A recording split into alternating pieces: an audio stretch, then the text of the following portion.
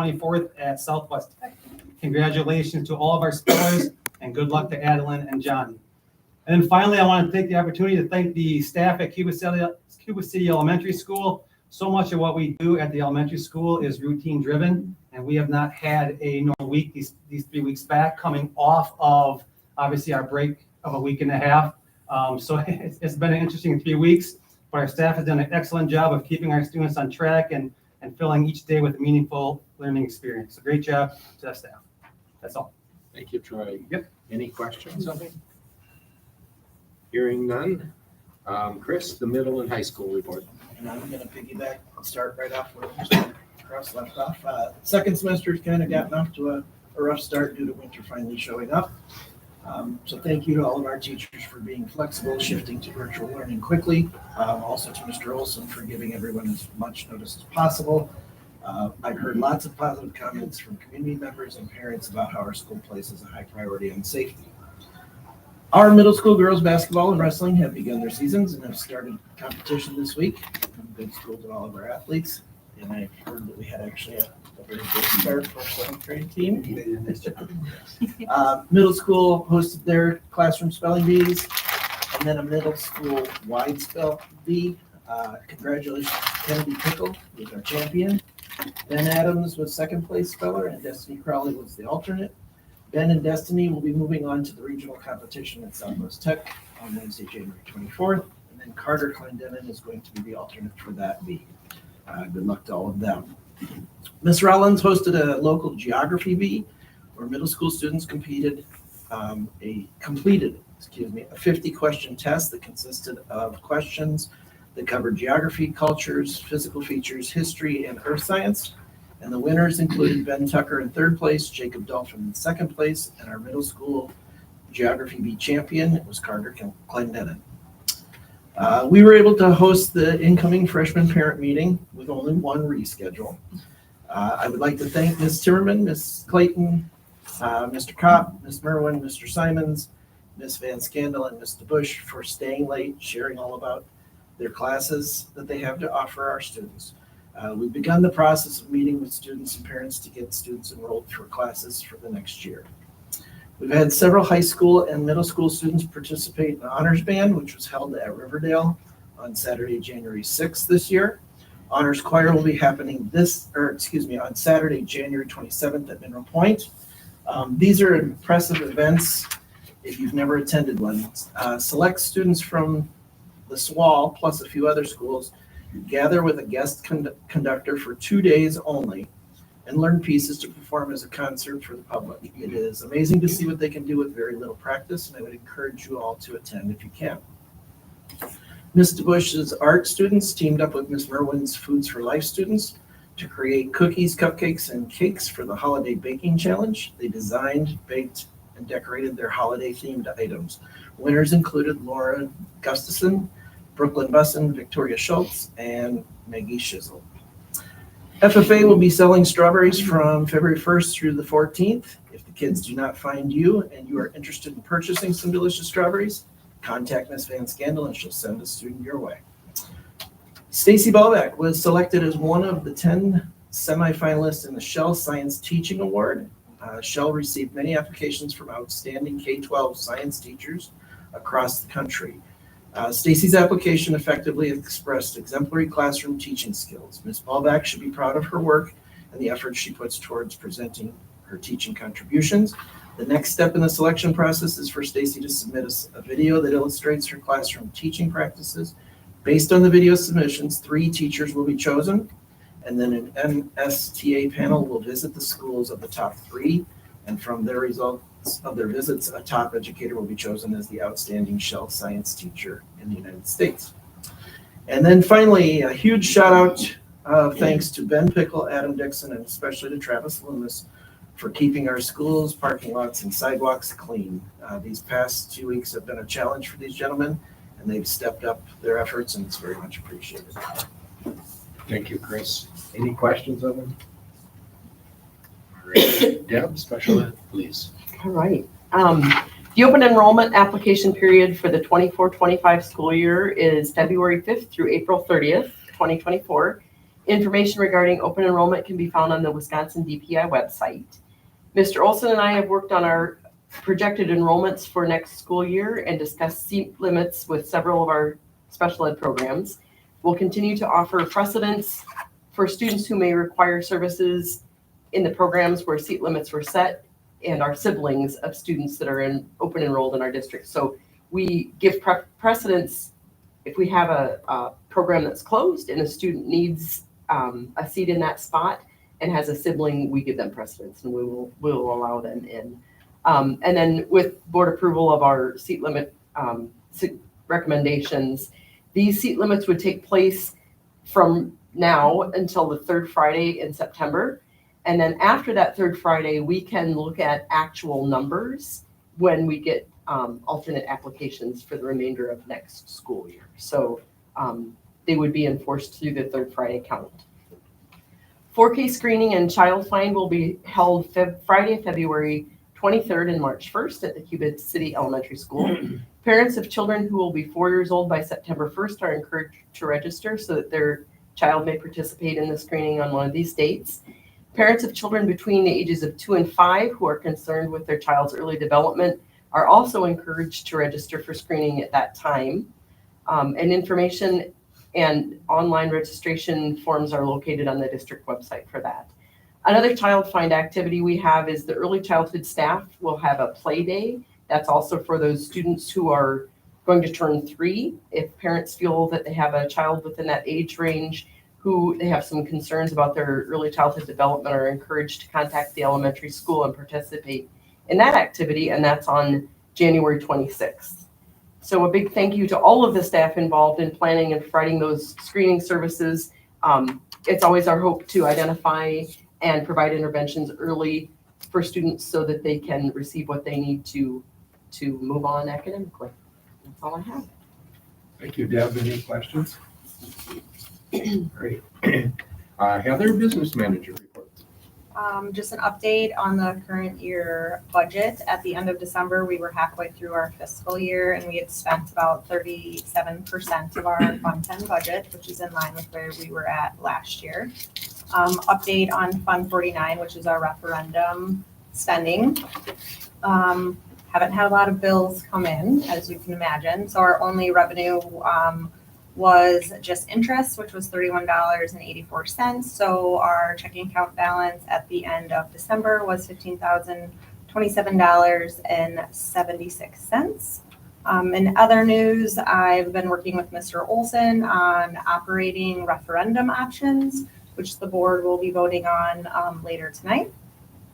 I'm also continuing to prep for our spring school board election. And then finally, the business office is working on several year-end tasks. We have already mailed out our W-2s and 1095s, and we started working on our annual WRS report and 1099s, and both of those reports are due at the end of January. That's all I have. Thank you, Heather. Any questions of her? Alrighty. Aaron, superintendent report. Contacted our FEMA grant writer today and just said we were a little nervous because we were at the point now where our core planning team, until we hear the final word, we don't think we can take other steps. We're at the max of where we are. That's the next step we have. We were hoping to hear before January 1st. Our grant writer, Jordan Buss, shared no schools have ever gotten as far as we have and not received it. The people who need to have signatures or sign off have been out through the holidays and they just have not signed it. So I hope that's right, but in case you're wondering for a FEMA update today, I cannot share one besides we're still waiting. Tonight's agenda includes voting on a resolution for an operating referendum, a crucial community referendum. If approved tonight, it becomes essential for everyone in the district, including administrators, teachers, support staff, and board members, to have a clear understanding of the reasons behind it, the process involved, and the implications of the vote scheduled for April 2nd, 2024. In our previous meeting, we went into the details of those aspects. Today, I'd like to address some frequently asked questions to ensure those present or viewing online are well informed. Why is an operating referendum needed this year? The need for an operating referendum this year stems from a straightforward mathematical challenge. The funds allocated from the previous year to the current year are insufficient to maintain the same level of services with the existing staff. We started the 23-24 budget with a 25% fund balance. We anticipate ending with less than 21% due to shortfalls in the state budget. Without a successful referendum, the fund balance for next year, 24-25, is projected to decrease down to 9%. And during the 25-26 school year, it would be depleted and in a negative. Addressing this financial challenge is not feasible through cost cutting alone. We must rely on community support to sustain the quality of education we currently provide for our students. Second question, why didn't we see this coming? The state budget approved on July 5th, 2023 was anticipated to provide crucial support for schools approaching the fiscal cliff. Legislators, recognizing the need, were actively working on a budget to bolster schools. Public school lobbyists highlighted three key areas: general aid, categorical aid, and special education reimbursement as critical for restoring stability to public schools. Initial indications from Madison suggested figures that would have allowed for some minor cuts to the Cuba City School District. Regrettably, the actual allocations in all three areas fell significantly short of expectations. As a result, we are now anticipating an unprecedented number of Wisconsin public schools resorting to operating referendums this year and next year. The shortfall in expected funding has created a challenging financial landscape for many schools across the state. While the state sits on a $7.1 billion surplus with over $1.8 billion in what they call a rainy day fund, like to inform the legislators that currently it is raining on Wisconsin public schools. Third question, what are these funds going to do if passed? If the referendum is passed, the funds will serve crucial purposes. Firstly, it'll enable us to retain our current staff, ensuring continuity in our educational programs.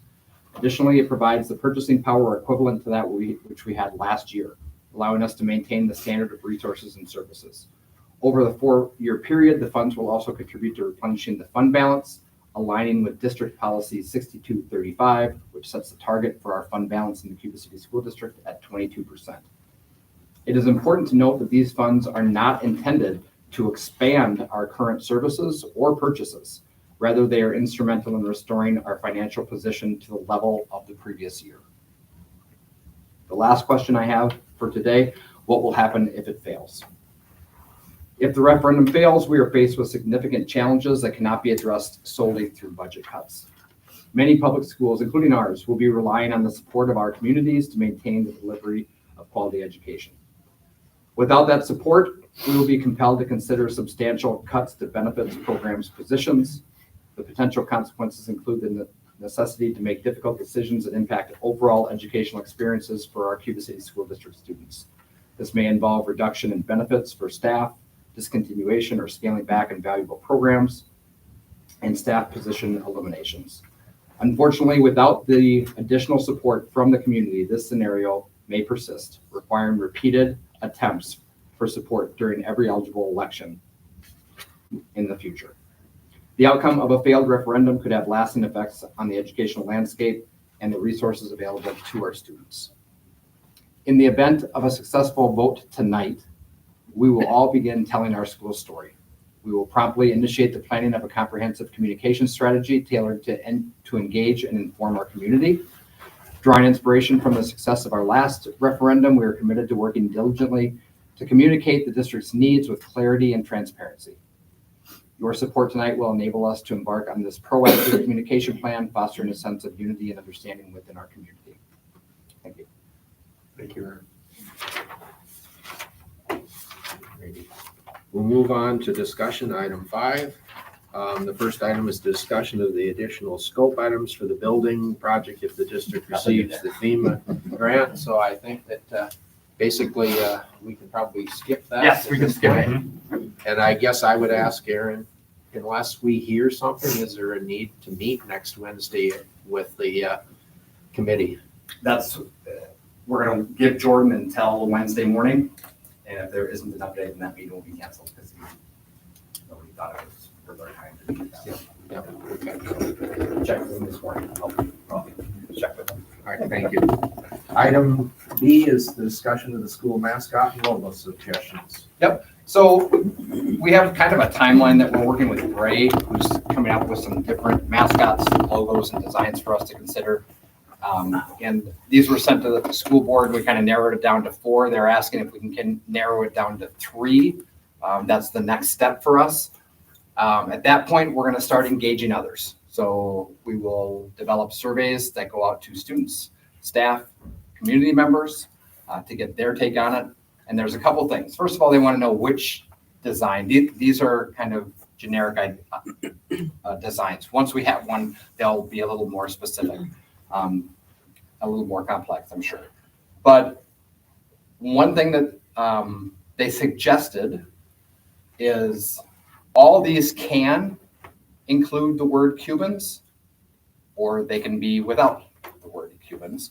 And that's something that they think it'd be a good idea to poll students and staff and community members to see what that feeling was. Our community group of about 20 was very unanimous, 20 out of 20. And they said that's kind of a small sample size. So they said all these can be done with the term Cuban or without. Their suggestion is that we include that in the survey.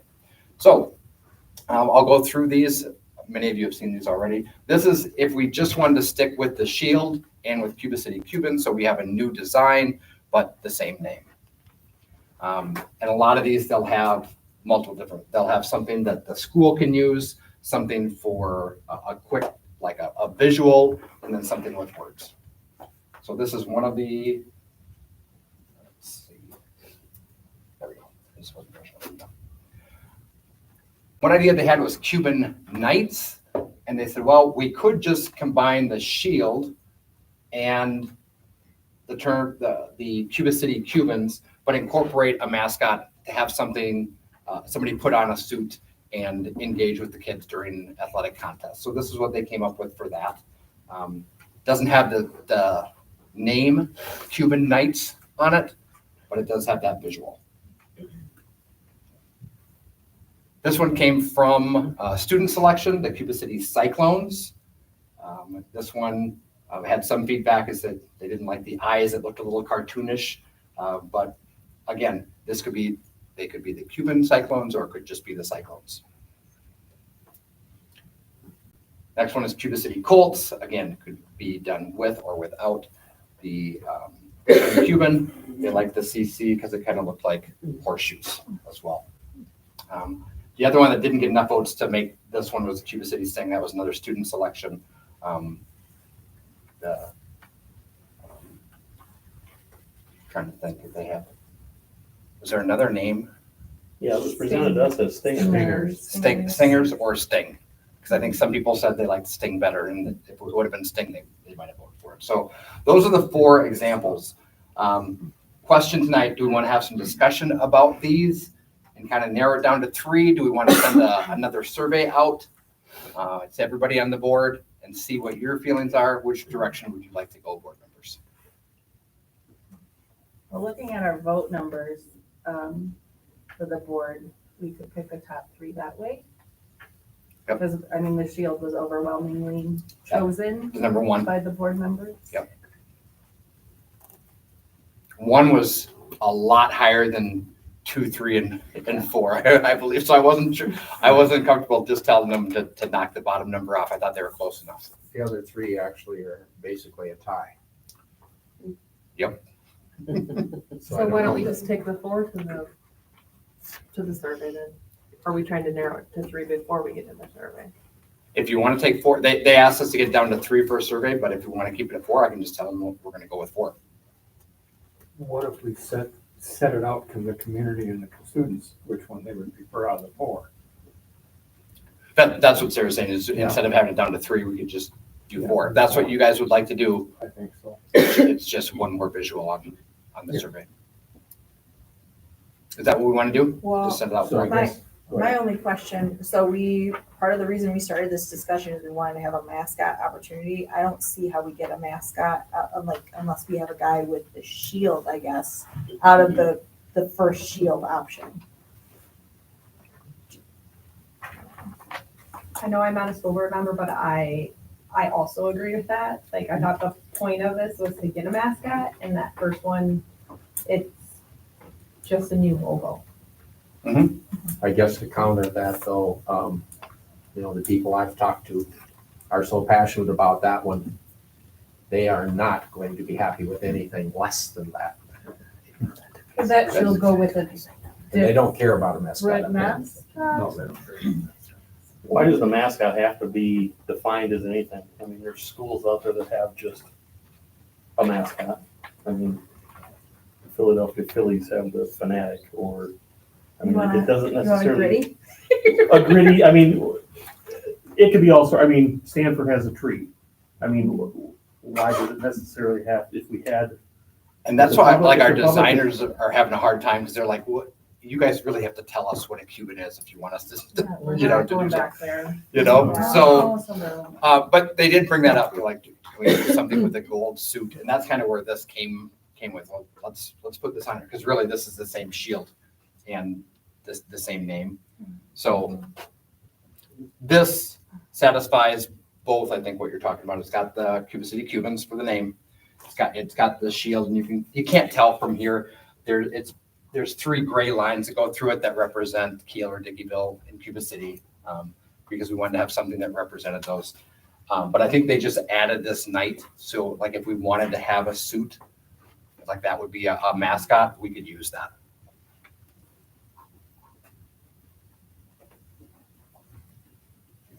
I talked to so many different people that are passionate about this on both extreme ends. Like, we That's don't why I want think any the survey will change, and help. we want a change no matter what. Yeah, agreed. Right. That's Because why if it's 80% one way, that just makes it a lot easier for you guys to vote. Yeah. If it's 50-50, that makes it more difficult for you guys to vote. I think it gets confusing when are we the Knights or are we not the Knights? Like, are we just the Cubans and then we make up our mascot, but it's not in a picture anywhere? Right. Kind of, I think Yeah, that's kind of what. Cubans away and put Knights up there. But how do you explain that in a survey? Well, I think the question starts with, are we not the Cubans? And That's I probably know question 1. I know that we have a community focus group and I value those opinions, but it was a small group. So I think we need to determine that, and then that influences some of these other conversations. I agree that it can and can't be used with any of these, but it's making the conversation more difficult without the information we get from our community. And Mr. Andrews, what part of the shield do you think that they liked the most? I can't answer that because I don't know. I mean, it was more the Cubans that they, Oh, okay. that's what I am told. They Okay. did not want that to go away. I just didn't know if we could mix Right. and match and like, oh, this looks nice. Can we put it with this here Colt? So we have a mascot. I don't know who's going to dress up as the Colt, not me. But if maybe they liked the, font, maybe we could mesh something together. I don't know. One appealing thing about that first design was it kind of matches our City of President's I shield. did notice that. Yeah, and the second it has these 3 lines that represent our 3 communities. But yeah, that's, I think this was very light blue. That we really like. I mean, I have no idea even where Cubans came from. I know that some of the people remember the former mascot. And some of sure those do. people were very vehement about volunteering for the community or that 30-member group. And I think the survey results will give us some good information to go on. And we do have more time now because the gym's not going to be done and ready for next year. So they're not going to be painting the floor. We have a little more time because of the FEMA grant. And I'm not opposed to that design, but I want to make sure it's accomplishing the purpose we set out to contract with them for. They did have another idea, like if we went with this one, you've seen those suits where they're just all one color. Morph suit. Yeah. What do they call it? Morph suit. Morph suits. So like you could be, just Mr. Gold, there's a gold guy. And then they're like, just I have a had bunch that of, when I was in a school. bunch of gold tokens, and you can go throw those out and give them out to kids. So they had some different ideas for those. They didn't make it on here, but so those are some of the ideas. Am I missing anything else? Because these two sit with me on those meetings. No, I think we just need help. I just want to make sure the community has a voice in this before we get too far down the road. I think the survey will give us some better direction, and maybe we have to, our survey lets us down this road, and then we have to send another survey to, once it's narrowed down to 2 or something. Could you put a spot where, this might be scary, but to explain, like, I'm choosing this one, but like, tell us what you like about it, so we know, because otherwise you're just picking, you know what I mean? Mhm. I guess that's hard for me, like, why did you pick this one, or what do you like about it? I don't like this one, it doesn't have a mascot. I'm not in those meetings, I just wonder.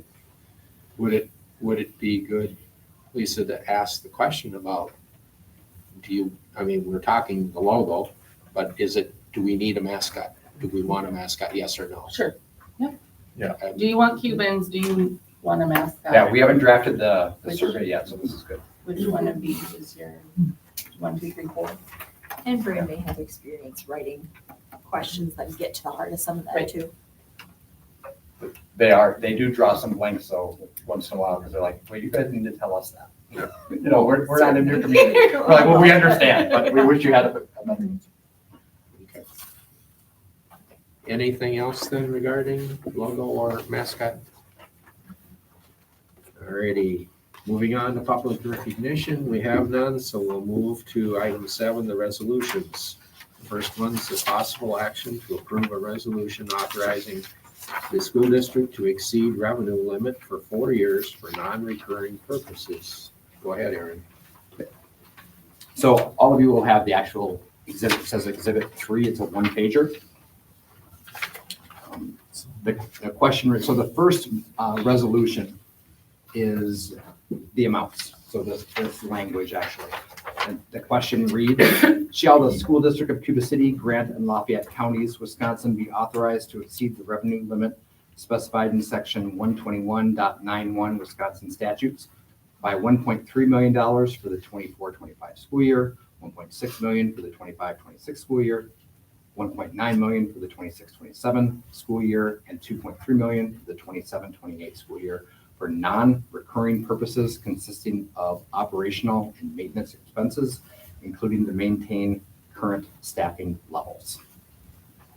So the first resolution is just to approve that language. The amounts were discussed last month. Every board member here was comfortable with those, but we wanted to take it through committee. So we went to the Budget and Finance Committee. That meeting was on Monday.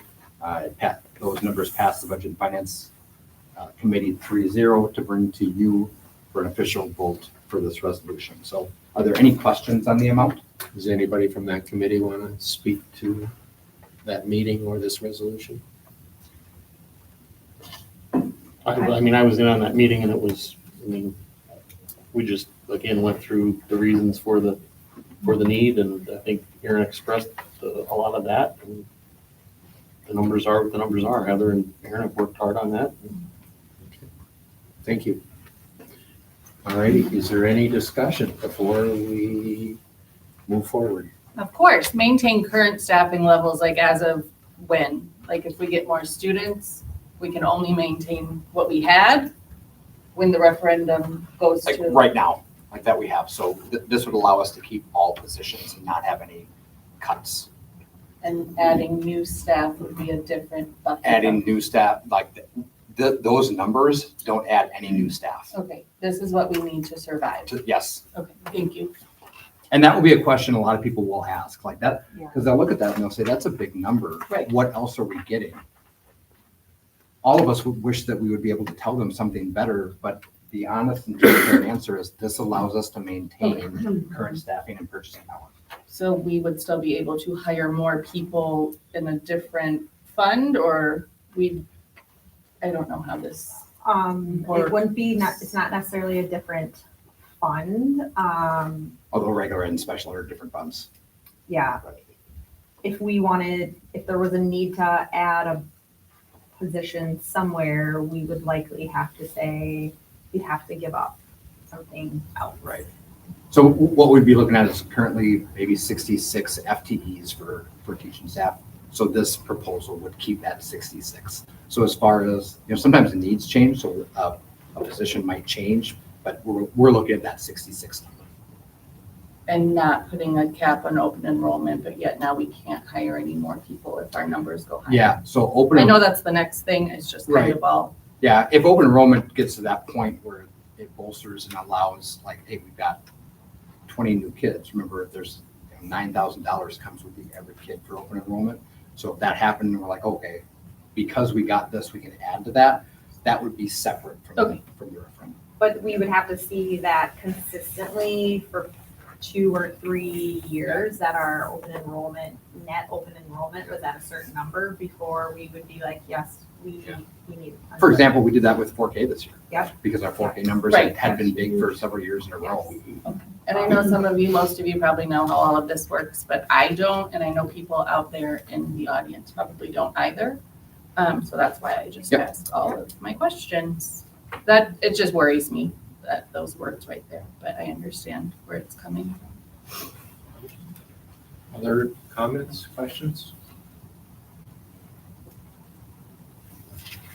Well, we need to definitely move forward to support education. So given that, I'm going to make the motion to approve the resolution authorizing the school district to exceed revenue limit for 4 years for non-recurring purposes. Is there a second?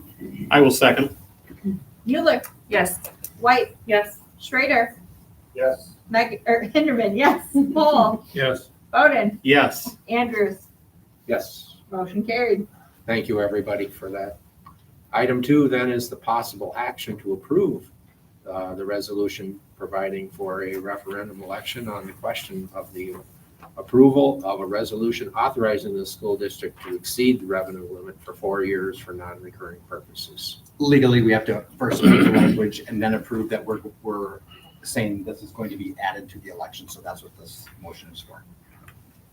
Would someone move?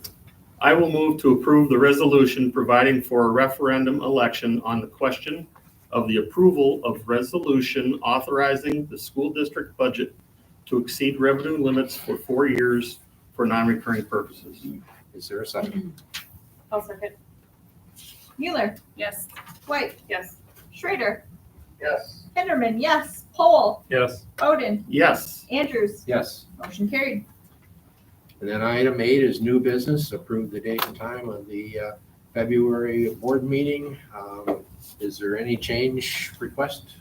That is the night of virtual parent-teacher conferences for second semester. So if anybody wanted to move that up or back or to a different day, we can. If that's not going to be an issue, since they're virtual, there's not going to be a lot of people, walking around the hallways. So that's really up to you. Going once, going twice, it stays at 6:30. Alrighty. Item B then is to designate the number of seats available for open enrollment for regular education students. Yep. So every year we have to do this in January. We have to set this, and this goes through the third Friday in September. No changes really at all with regular education. We don't set seat limits for regular education. If we do, what that does is it closes down open enrollment the other 9 months of the year. So right now, and Tina, I know you know, it's February through the end of April. Yep, So February that's the 5th or April regular 30th. What's that? February 5th or April 30th. February, March, and Yep. April, Mhm. those 3 months. So anybody can fill out an open enrollment application those 3 months. And if they're approved, then they get to come the next year. The other 9 months a year, they just fill out a different form.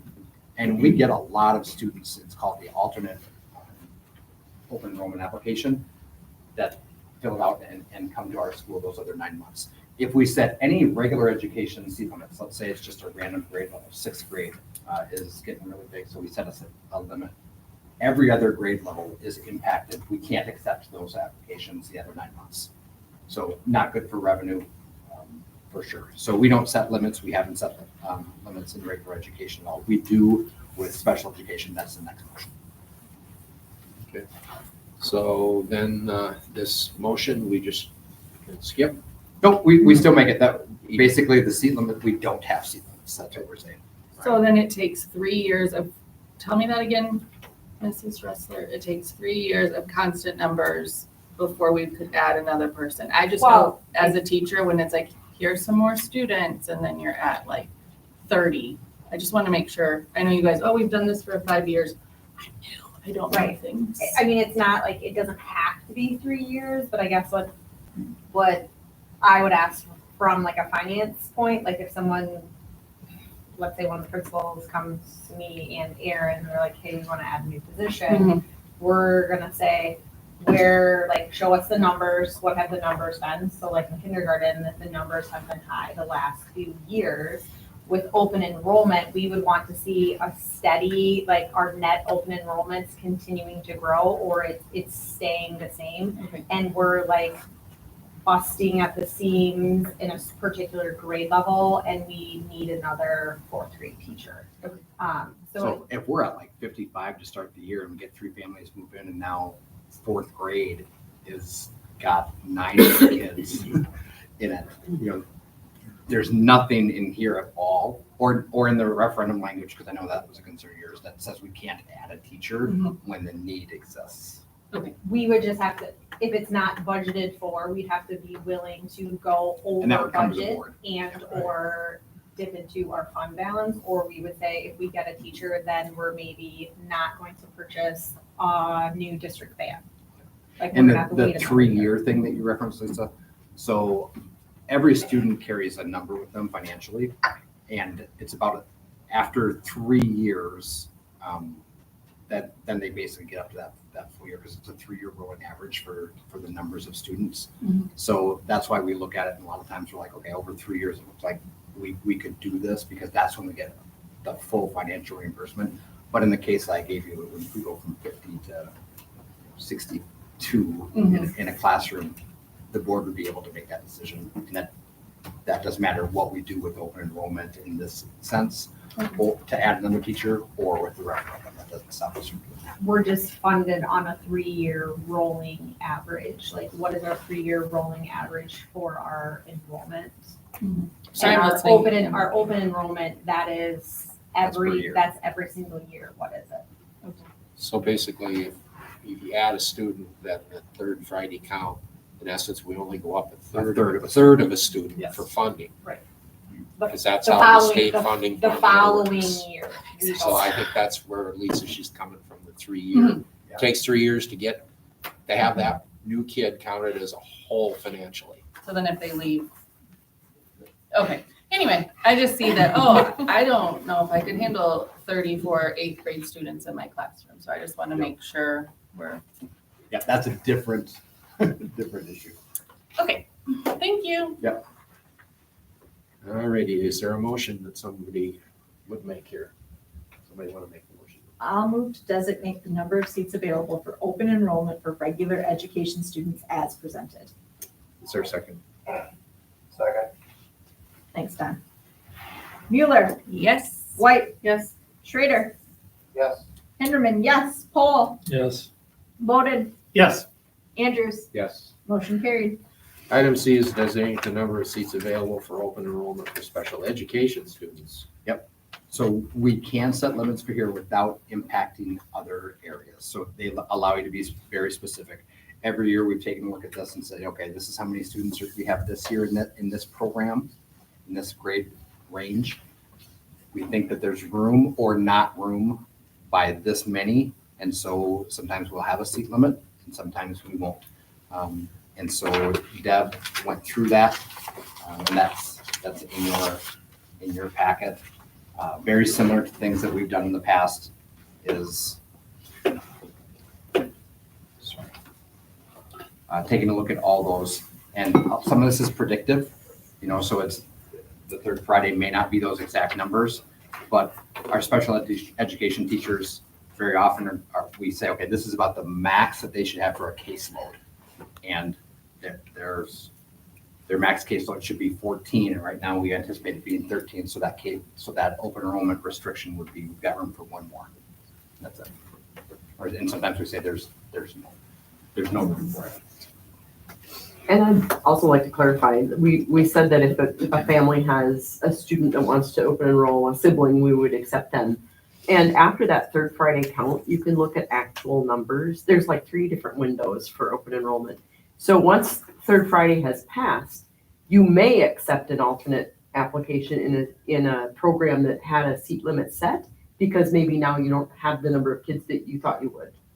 2 kids moved away and Yes. now there's room for that Yep. or something. Which probably happens a lot. Often. You're just being consistent. You can't pick and choose. If two That's what they're people, trying to stay away from, is people selecting some students and not others. And these are just students with IEPs. It is not weighted at all, like the student has it's program based. program-based, not, like you don't monitor, like you have 27 goals to monitor, you have, what, it's not like that. It's just, this Well, is the program. We and you consider go- that when we look at how many, so one program might be able to handle 15 kids. Right. Where another program, their limit's 5 or 8 Absolutely. or, yeah, so yes, that's factored into the seat limits that we set. And that's discussed with the teachers, you said before, yes? I don't discuss seat limits with teachers. They have no say in how many they think can be I don't think we- successful in their program. I mean, informally talk. I think you have caseload conversations. I don't think any of the teachers are gonna argue with the numbers that are set. Other questions? Hearing none, would someone move? I'll move to designate the number of seats available for open enrollment for special education students as presented. Is there a second? I will second. Mueller, Yes. White, Yes. Schrader, Yes. Hinderman, yes, Pohl, Yes. Bowden, Yes. Andrews, Yes. motion carried. Then we move on to personnel, approve the hiring of Mr. Chris Fall as a new middle school special education teacher. Yep, this is a teacher taking over from Mr. Shibi, as recently assigned to 6th or 8th grade science. He has over 10 years of special education experience, and both Chris, Deb, and I all recommend that we approve this hire. Are there any questions? Would someone move? I'll move to approve the hiring of Chris Fall as a new middle school special education teacher as presented. Is there a second? I'll second. Taylor, Yes. White, Yes. Schrader, Yes. Hinderman, yes, Pohl, Yes. Bowden, Yes. Andrews, Yes. motion carried. Move on to committee reports, budget and finance. You had a meeting last Monday night. Anything else other than the referendum? No, that was- Okay. Building and grounds, no meetings. Personnel doesn't look like anything. Same for policy. Technology and transportation, there's no need probably at this point for a meeting, is there? Okay. Probably not until after the referendum results also. Anybody want to report on the foundation meeting from Monday night? We met with our financial advisor for our scholarship funds, and they were much better than a year ago, which was nice. We have expanded the Barth Foundation scholarships. We have expanded to give away 3 more scholarships this year. Awesome. We were moving from 6 to 9. And so in a class of 70, that's nine kids getting substantial amount of scholarships from the Barth Foundation, so that was great. And that depends on how well that fund does. CC3, I don't have anything. We have our meeting next Monday night. And I'd like to thank the board for all your hard work on this referendum, especially the operating one, and your continued support. So is there a motion to adjourn? So move. Second. I will second. All in favor? Aye. Thank you, everybody, for coming. Thanks, Don, appreciate it. Thank you, Safe Don. travels. Not usually.